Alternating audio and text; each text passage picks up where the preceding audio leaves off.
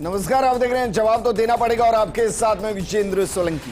देश में आज से जीएसटी 2.0 के तहत नई दरें प्रभावी हो गई हैं। नए स्लैब के तहत जरूरत के सामान से जुड़ी कई चीजें 2 स्लैब के दायरे में आ चुकी हैं और इससे कई सामान सस्ते हो गए। ऐसे में केंद्र सरकार की तरफ से जीएसटी बचत उत्सव मनाया जा रहा है और ये सुधार दुकानदारों, व्यापारियों, किसानों, युवाओं, महिलाओं या यूं कहें कि हर वर्ग के लोगों के लिए फायदेमंद है।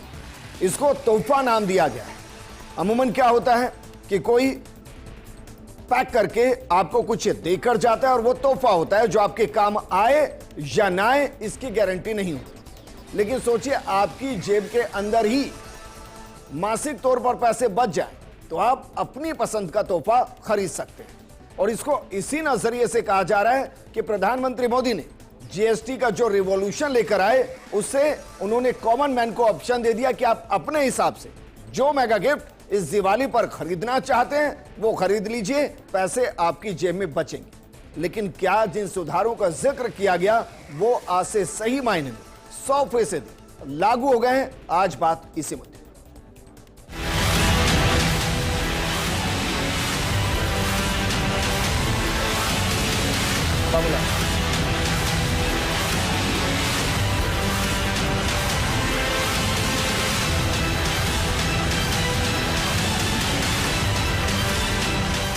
ये जीएसटी बचत उत्सव आपके लिए बहुत यादगार बनने वाला है। ये पूरा जीएसटी सुधार नहीं है, ये दूसरा अवतार नहीं है, ये 1.5वां अवतार है। दुकानदारों ने हमको प्रधानमंत्री मोदी जी को धन्यवाद देने के लिए कहा है।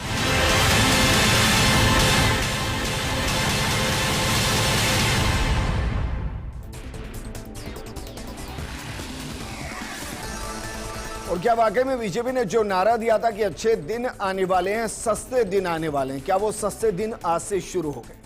इस पर बात करने के लिए हमारे साथ मौजूद हैं क्वाडा के चेयरमैन चार्विक शाह जी, हमारे साथ राजस्थान खाद्य पदार्थ व्यापार संघ के चेयरमैन बाबूलाल गुप्ता जी और हमारे साथ मौजूद हैं हमारे एसोसिएट एडिटर विमल कोठारी जी। शुरुआत बाबूलाल जी आपके साथ।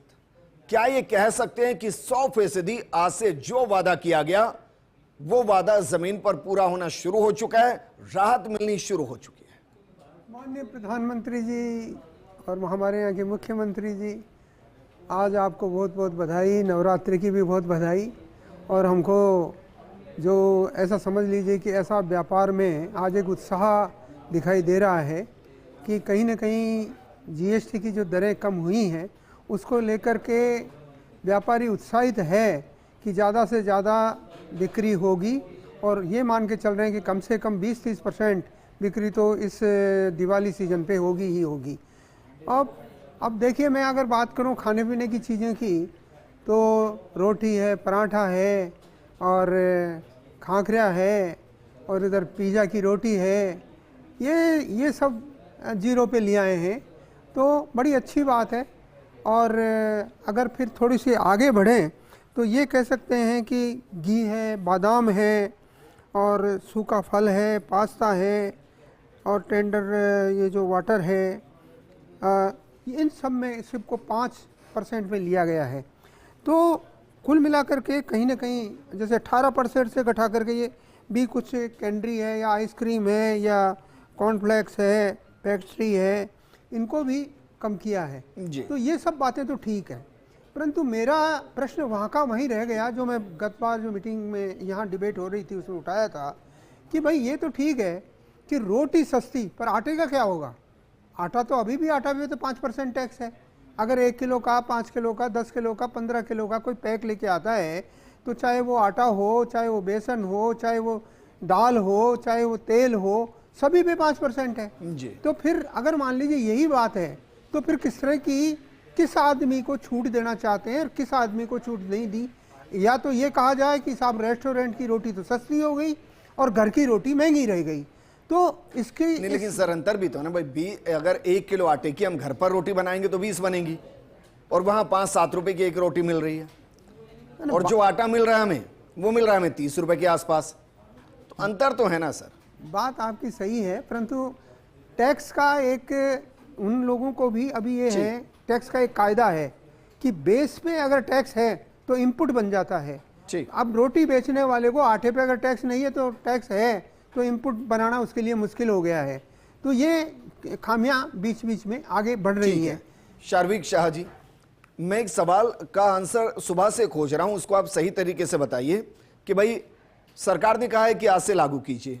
पुराना अगर आपका जो भी प्रोडक्ट है अगर उस पर जीएसटी पहले से मेंशन है तो आपको नए लेबल लगाने की जरूरत नहीं है, लेकिन आपको नए जीएसटी के हिसाब से उसको बेचना है।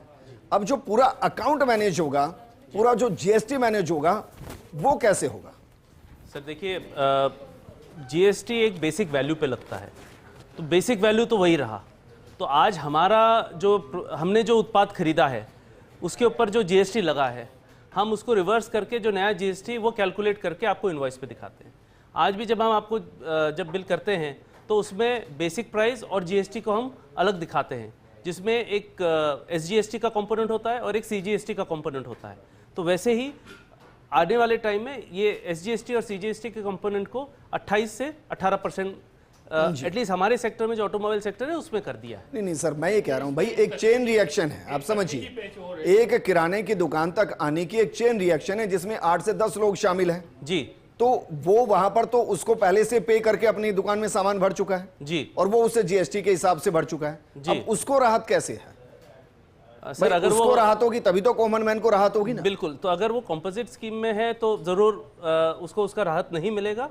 हाँ, अगर वो जीएसटी पेयर है तो उसको जरूर राहत मिल सकती है, उसको क्रेडिट मिल जाएगा उसके जो जीएसटी इकट्ठा हुआ है उसका जी। हाँ, ये जरूर है कि वो जीएसटी पहले जल्दी उसका कंज्यूम हो रहा था, अब उसको थोड़ा समय लगेगा। तो हो सकता है कुछ क्षणों के लिए, कुछ दिनों के लिए उसको एक एडिशनल कैश फ्लो की जरूरत होगी। उसके अलावा अगर वो जीएसटी पेयर है तो उसको वो एडजस्ट हो जाएगा। विमल कोठारी जी, इसमें एक तकनीकी पैच और है, वो जो ऑटोमोबाइल सेक्टर के ऊपर जीएसटी 28% या साथ में जो सेस जोड़ा गया था, उस सेस की क्या स्थिति रहेगी, और इस सेस को लेकर के सरकार ने, जहाँ तक मैंने अब तक पढ़ा उसके हिसाब से अभी तक कोई स्पष्टीकरण जारी नहीं किया।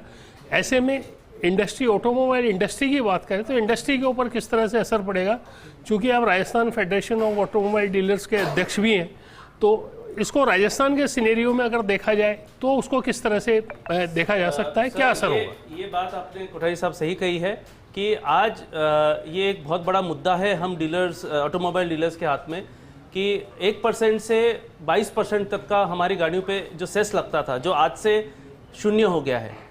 इस सेस को हमारे पास और कोई रास्ता नहीं है एडजस्ट करने का। इसके अगेंस्ट जो 28% की दर थी, या तो उसको 40% कर दिया गया है या उसको 18% कर दिया गया है। तो ये जो सेस का अमाउंट है, इसको एडजस्ट करने की कोई प्रक्रिया अभी तक सरकार ने स्पष्ट नहीं करी है।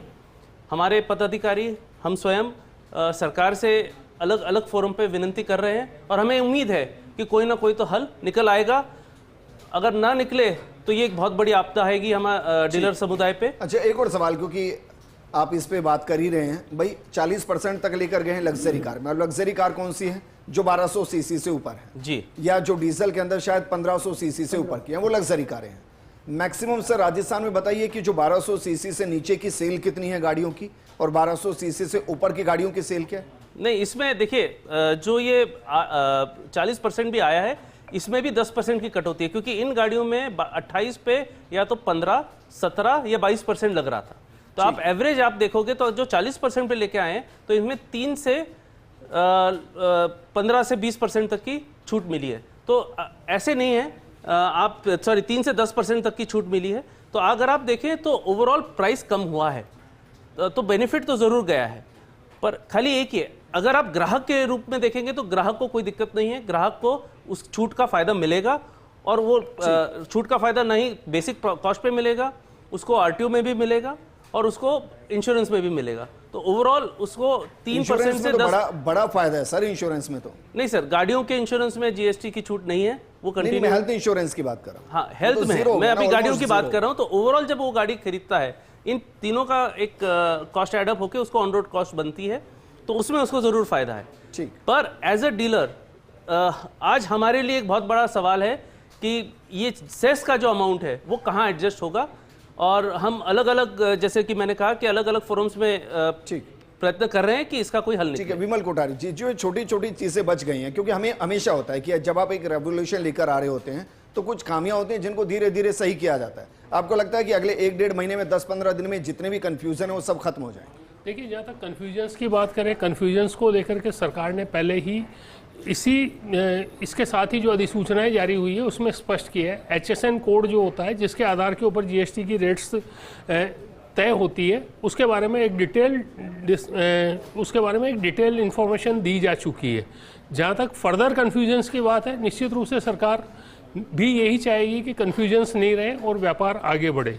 मैं हार्दिक जी से एक सवाल ये भी पूछना चाह रहा हूँ कि सर, आप जैसे व्यापार में बढ़ोतरी की बात कर रहे हैं, अपन राजस्थान की बात करें, राजस्थान में ऑटोमोबाइल इंडस्ट्री का जो ट्रेड है, इस नए GST दरों के बाद कितना बढ़ने की उम्मीद करते हैं, उसके बारे में थोड़ा बताइए। सर देखिए, मैं अगर आम जनता से जो प्रभावित गाड़ियां हैं, 2 व्हीलर या पैसेंजर कार, इसकी बात करूं तो पिछले साल ये फेस्टिव सीज़न, नवरात्रों से दिवाली तक का जो समय है, ये 2 महीने, पिछले साल अक्टूबर और नवंबर 2 महीने मिला के लिया था। इस बार भी सितंबर और अक्टूबर दोनों महीने मिलके ये पर्व आएगा। तो अमूमन 3 से 3.25 लाख 2 व्हीलर बिकी थी और लगभग 50,000 पैसेंजर कार 4 व्हीलर इसमें बिके थे, रजिस्टर हुए थे राजस्थान में। तो हमारी उम्मीद है कि कम से कम 20 से 30% की इसमें बढ़त आएगी। ये बढ़त ऊंची और हो सकती थी, पर इसमें एक चैलेंज ये रहा है क्योंकि गाड़ियां हमें आज से बिलिंग शुरू हुई हैं और अलग अलग प्लांट से ये आएंगी, तो 8 से 10 दिन का इनका टाइम लगेगा हम तक गाड़ियां पहुंचने का। तो ये जो एक गैप आया है, अगर इसकी शायद हम लोग प्लानिंग बेटर कर पाते या समय से GST का अनाउंसमेंट होता और आज से जो लागू हुआ है और बिलिंग हमसे आज से आ रही है, तो ये त्योहार का जो ये 8-10 दिन का समय है, ये हमारा थोड़ा सा सफर बेहतर हो सकता था, क्योंकि गाड़ियां हमारे पास फिजिकली आने। ठीक है, हमारे साथ सचिन गुप्ता जी भी जुड़ गए हैं, अध्यक्ष हैं जयंती बाजार व्यापार संघ के। सचिन गुप्ता जी, आप जरा बताइए, जयंती बाजार में इसको लेकर किस तरीके के रिएक्शन आज रहे, वो दोनों तरीके से बताइए, ग्राहक के तौर पे भी और व्यापारी के तौर पर। सबसे पहले तो मैं सभी को, प्रदेशवासियों को शारदीय नवरात्रि की शुभकामनाएं देना चाहूँगा। अब जैसा साहब आपने सवाल किया, आज जयंती बाज़ार चूँकि पहले नवरात्रे का दिन है, सुबह से कस्टमर्स का एक मेला टाइप लगा हुआ है और हर कस्टमर जो है ये डिमांड कर रहा है या पूछताछ कर रहा है कि साहब GST को लेकर के किस किस चीज़ में बदलाव हुआ और कितना बदलाव हुआ। सबसे पहले मैं आपको बताना चाहूँगा, 32 इंची से ऊपर जितने भी TV पैनल्स थे LED स्क्रीन वाले, जो चाहे 43 हो, चाहे 55 हो, चाहे 65 हो, मतलब जो भी सेगमेंट है वो, उस पर 28% से GST घटा करके 18% कर दी गई है। उसके अलावा जो सबसे इम्पॉर्टेंट आजकल एक प्रोडक्ट चल रहा है जो हर घर की नीड हो गई है या हर ऑफिस की नीड हो गई है, वो है एयर कंडीशनर। एयर कंडीशनर पे भी 28% GST लग रहा था, जो रिवाइज होकर के अब 18% हो गया है। उसके अलावा अगर मैं बात करता हूँ, पानी की मोटर हो गई या आपके सिलाई मशीन हो गई या इमरजेंसी लाइट हो गई, ये सब 12% के स्लैब में होते थे जो 5% पे हो गए हैं। तो ग्राहक को जो है मोटा मोटी मोदी गवर्नमेंट ने 10% का फ़ायदा इलेक्ट्रॉनिक्स व्यापार पे दिया है। अब कस्टमर उस चीज़ को लेकर के बड़े हतोत्साहित हैं कि इतने प्राइसेस रिबेट हो गई है, क्योंकि आज कोई 40,000 का AC खरीद रहा है तो उसको सीधा सीधा 4,000 रुपये का मुनाफा नज़र आ रहा है। उसके अलावा ज़ीरो बाय डाउन की स्कीमें चल रही है, कैशबैक की ऑफर्स चल रही है। तो ओवरऑल अगर कंज्यूमर को बात करते हैं तो 40,000 का AC उसको लगभग 6 से 7,000 रुपये सस्ता मिल रहा है, जो पहले 22 तारीख से पहले ये चीज़ें संभव नहीं हो पा रही थी। उसके अलावा दिवाली का त्यौहार है, चूँकि 40% धंधा इलेक्ट्रॉनिक्स का इस पर्टिकुलर एक महीने में आता है, नवरात्रे से लेकर दिवाली तक, क्योंकि उसके बाद सावे स्टार्ट हो जाएंगे देवउठनी 11 से, तो उसकी भी शॉपिंग जो है दिवाली टाइम पे ही हर परिवार करना पसंद करता है, क्योंकि धनतेरस एक ऐसा त्यौहार है जो पूरी हिंदुस्तान के अंदर हर तबके का लोग सेलिब्रेट करता है। तो मेरा ये मानना है कि अभी इलेक्ट्रॉनिक्स ट्रेड के अंदर व्यापारियों की बात करें तो व्यापारी भी सब उल्लासित है कि गवर्नमेंट ने इस तरह का बदलाव किया, और ये डिमांड हम कई दिनों से कर रहे थे सरकार से कि साहब AC जो है वो रोटी कपड़ा मकान के बाद में एक इम्पॉर्टेंट चैप्टर हो गया है, तो उसको आपको जो है देखना चाहिए, क्योंकि पानी की किल्लत है और कूलर के अंदर जो है कुछ समय बाद में मच्छर पैदा हो जाते हैं, तो उससे कंज्यूमर को डेंगू और मलेरिया की शिकायत होती है। तो AC अब हर घर की नीड हो गई है, और एक घर के अंदर एक AC तक सीमित नहीं रहा है ये माहौल, ये 8 AC 10 AC 15 AC तक चला गया है। तो मेरे हिसाब से आने वाला समय और जो है वो काफी अच्छा रहने वाला है। और त्योहारी सीजन को देखते हुए तो काफी नहीं आऊंगा, लेकिन थोड़ा पर्यावरण के बारे में भी बात करनी चाहिए इस बारे में। कूलर से नहीं होता है, कूलर से नहीं होता है, एसी से होता है। नुकसान होता है। आपकी बात अचानक से, क्योंकि देखिए आप व्यापारी हैं, आपने ऐसी नीड क्रिएट कर दी कि भाई अब एसी नहीं तो फिर डेंगू मलेरिया भी हो सकता है कूलर की वजह से। बहरहाल जोक सपाट। लेकिन विमल जी, क्या वाकई में, देखिए मैं हमेशा एक चीज से डरता हूं कि जब इस तरीके के फैसले होते हैं ना और जनता को जो फायदा होना होता है, तो अगले 2-4 महीने के अंदर अचानक से कुछ ऐसा होता है कि रेट धीरे धीरे बढ़ जाते हैं और वो वही चीजें आकर अटक जाती है। क्या इसको लेकर कुछ ऐसा है कि भाई नॉर्म्स हैं क्या अलग अलग चीजों को लेकर कि आप सालाना इस प्रोडक्ट पर इससे ज्यादा नहीं इंक्रीज कर सकते? देखिए, ऐसा कोई नॉर्म्स नहीं है। जो प्राइजेज होती है वो मार्केट फोर्सेज तय करती है, डिमांड सप्लाई के आधार के ऊपर प्राइजेज तय होती है।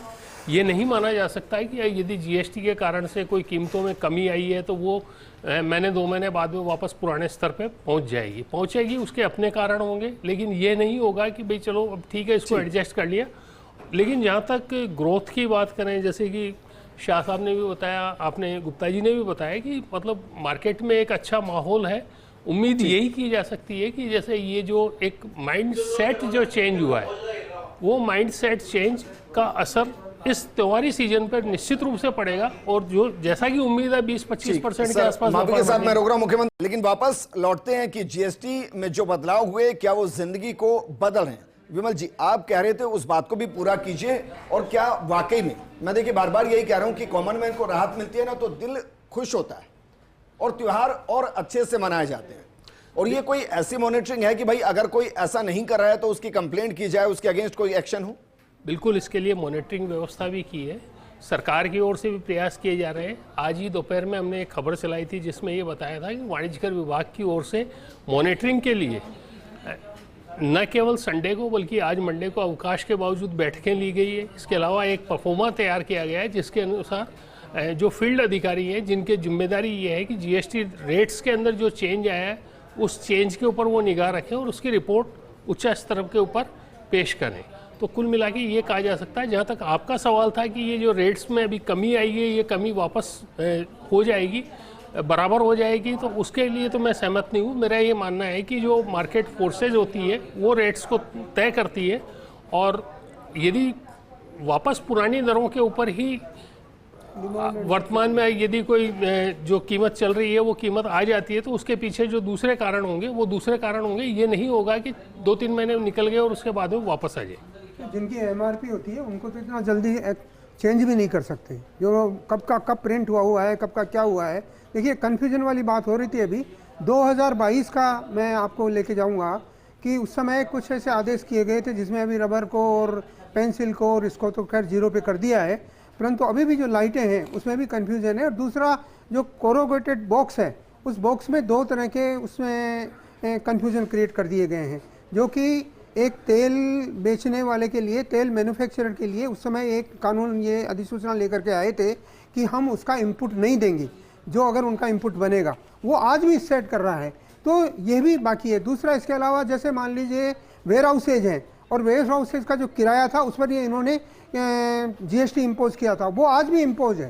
तो कुल मिलाकर के ये कहा जा सकता है कि ये कन्फ्यूजन बना हुआ है। इसके अलावा जैसे ट्रैक्टर हैं, ट्रैक्टर टायर हैं और दूसरी चीज़ें हैं जो स्प्रिंग हैं, जो बूंद बूंद सिंचाई योजनाएं हैं, इसमें किसान को सहूलियत देने की पूरी कोशिश की गई है। परंतु वही बात आकर के खड़ी हो जाती है कि अगर उसकी जो पैदावार है उस पर आप टैक्स लगा करके रखोगे तो फिर किस तरह से आप कौन सी सहूलियत देना चाहेंगे? अच्छा, एक और सवाल, क्योंकि ये बहुत अलग तरीके का है, मुझे किसी ने भेजा, मैं आपसे कंफर्म ही कर रहा हूँ। उन्होंने कहा कि भाई ट्रैक्टर के ऊपर और ट्रैक्टर के टायर पर तो इन्होंने राहत दी, लेकिन जो पीछे ट्रॉली चलती है उसके टायर वो होते हैं जो ट्रक के लगते हैं, वहाँ राहत नहीं है। क्या ये सच है? हाँ बिल्कुल, अभी उस पर कोई राहत नहीं है, उन पर कोई राहत नहीं दी गई है। और भी कई सारी चीज़ें हैं, जैसे मान लीजिए जो स्प्रिंग का वो उसमें जो एक लगता है वो गट गट कर करके करता है, हाँ, उसको भी अभी टैक्स में राहत नहीं है। तो सिंचाई, बूंद बूंद सिंचाई योजना को, स्प्रिंकलर को इन्होंने ले लिया है, परंतु उस पर काम में आने वाले जो यंत्र है वो अभी भी छूटे हुए हैं। ठीक है, सचिन गुप्ता जी, फाइनल कमेंट मुझे बताइए, अगर किसी को इलेक्ट्रॉनिक सामान आज खरीदना है या आज के बाद खरीदना है, कल खरीदना है, मैं जयंती बाजार भेज दूं उसको कि आपको नए जीएसटी के हिसाब से मिलेगा, पूरा डिस्काउंट मिलेगा, पूरी राहत मिलेगी, चाहे उस पर प्रिंट कुछ भी हो? भेज सकते हैं? बिल्कुल सर, आप किसी को भी कस्टमर को भेज सकते हैं। 22 तारीख से जीएसटी में जो बदलाव हुए हैं वो हर दुकानदार ने इम्प्लीमेंटेशन कर ली है, अपने सिस्टम्स में भी कर ली है, अपने प्रोडक्ट्स पे भी कर ली है। और जो 10% का जीएसटी में बेनिफिट हुआ है 28 से 18 को लेकर के, वो कस्टमर को डे 1 से पास ऑन किया जा रहा है और आगे भी करते रहेंगे। ठीक है, शारविक शाह जी, फाइनल कमेंट आपसे कि जिसने, एक उदाहरण के तौर पर, किसी ने 15 तारीख को कार बुक कर ली, अब वो ले आज रहा है या कल ले रहा है, तो भाई साहब उसको फायदा मिलेगा या नहीं मिलेगा? बिल्कुल मिलेगा। ये फ़ायदा हम 15 तारीख से ही काफ़ी उत्पादक दे रहे थे, काफ़ी डीलर्स और काफ़ी मैन्युफैक्चरर्स ने ये जीएसटी की जो बेनिफिट है ये इन्होंने पिछले 2 हफ्तों से ही हमें सपोर्ट दे दिया था। और 15 तारीख हो या आज हो, ये बेनिफिट उनको पास ऑन होगी, ज़रूर होगी। विमल जी, फाइनल कमेंट, इसको हम अगर देश की जीडीपी के साथ कनेक्ट करें, मैं इसलिए कह रहा हूँ क्योंकि टैरिफ वार अलग चल रहा है, हमारा क्रूड को लेकर एक अलग सिनेरियो है, बंदरगाहों को लेकर एक अलग इशू चल रहा है। इन सब के बीच में क्या वाकई में जो हम कह रहे थे 0.3% के आसपास हो सकता है कि नेगेटिव ग्रोथ या जो ग्रोथ है उसमें कम नजर आए, 6.4 के आसपास हो, क्या इससे बूस्टर डोज मिलेगी, उसको रिकवर करते हुए 7 की तरफ जा सकते हैं? बिल्कुल निश्चित रूप से इसको देखते हुए 7 की तरफ जा सकते हैं। जो आकलन किए जा रहे हैं वो 6.8 के आकलन अभी मौजूदा है, जिसको 7 से 7.2% के आसपास की जीडीपी की ग्रोथ मान के चली जा रही है। इसके अलावा एक चीज़ ये भी है कि ये जो जीएसटी 2O है, इसमें 400 आइटम्स ऐसे हैं जिनकी प्राइजेज में कमी आई है। जैसा आज दिन भर जो चले हैं, दूसरे जो मीडिया के अंदर खबरें चल रही है, वो इस बात की पुष्टि कर रही है कि निश्चित रूप से जो माइंडसेट है वो माइंडसेट चेंज होगा और व्यापार भी बढ़ेगा। व्यापार बढ़ेगा। मुझे अच्छी बात ये लगी कि सुबह से एक भी खबर मैंने ऐसी नहीं देखी जिसमें ये आया हो कि भाई किसी ने पुराने जीएसटी पर थोपने की कोशिश की हो। बिल्कुल, ये एक इंटरेस्टिंग चीज है कि सबने स्वीकार किया है, सहर्ष व्यापारियों ने स्वीकार किया है कि कोई नहीं, अगर लॉस है तो वो आगे हम देख लेंगे, कॉमन मैन को फायदा मिलना चाहिए। अच्छा, एक और, क्या वाकई में 0.25 रेपो रेट को भी जो घटाने की दिवाली से पहले बात कर रहे हैं उसका भी फायदा हो सकता है? बिल्कुल निश्चित रूप से फायदा हो सकता है। उम्मीद पे दुनिया कायम है और ये भी सरकार भी चाहती है ना कि इकोनॉमी को बूस्टअप मिले, जिसका असर सीधा सीधा इंडस्ट्री के ऊपर हो। और यदि इकोनॉमी को बूस्टअप मिलेगा, डिमांड बढ़ेगी बाजार के अंदर, तो इंडस्ट्री भी उससे लाभान्वित होगी, व्यापार भी लाभान्वित होगा, रोजगार के अवसर मिलेंगे, एक के साथ एक बहुत सारी चीज़ें जुड़ी हुई है। तो ऐसी स्थिति में ये माना जा सकता है कि ये जो निर्णय किया गया और जब इसको आज से इम्प्लीमेंट किया गया है, ये बहुत महत्वपूर्ण है, क्योंकि आगे पूरा सीजन है, त्योहारी सीजन है। जैसा कि ऑटोमोबाइल और इलेक्ट्रॉनिक्स के जो डीलर्स हमारे साथ में हैं, वो भी इस बात को एक्सेप्ट करें, 20 से 25% के आसपास ट्रेड बढ़ेगा। यदि ट्रेड बढ़ेगा तो निश्चित रूप से इसका असर भी सभी को देखने को मिलेगा। बाबूलाल गुप्ता जी, कल प्रधानमंत्री जब देश को संबोधित करे तो उन्होंने एक आंकड़ा दिया कि 2.5 लाख करोड़ के आसपास का सीधा कॉमन मैन को फायदा होगा इससे 1 साल के अंदर। मैं ये कह रहा हूं कि भाई वो फायदा इतना ही होगा क्योंकि उस पैसे को वो कहीं तो इन्वेस्ट करेंगे, जहां भी इन्वेस्ट करेंगे वहां भी एक जीएसटी देंगे, क्योंकि हम तो एक टॉफी पर भी देते थे आज के दौर में।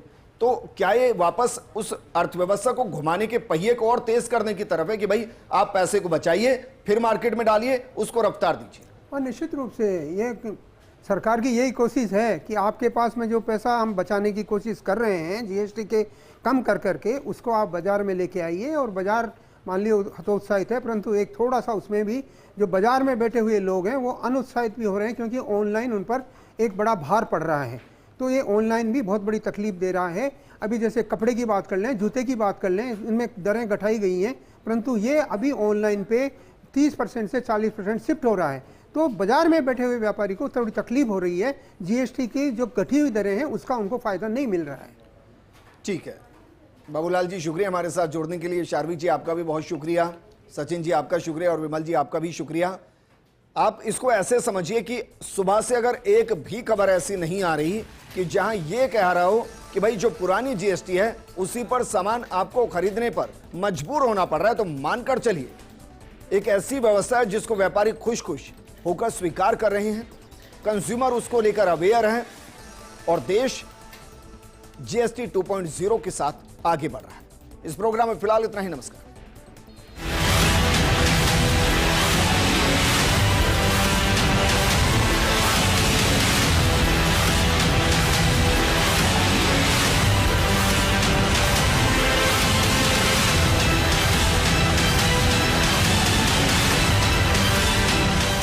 ये जीएसटी बचत उत्सव आपके लिए बहुत यादगार बनने वाला है। ये पूरा जीएसटी सुधार नहीं है, ये दूसरा अवतार नहीं है, ये 1.5वां अवतार है। दुकानदारों ने हमको प्रधानमंत्री मोदी जी को धन्यवाद देने के लिए कहा है।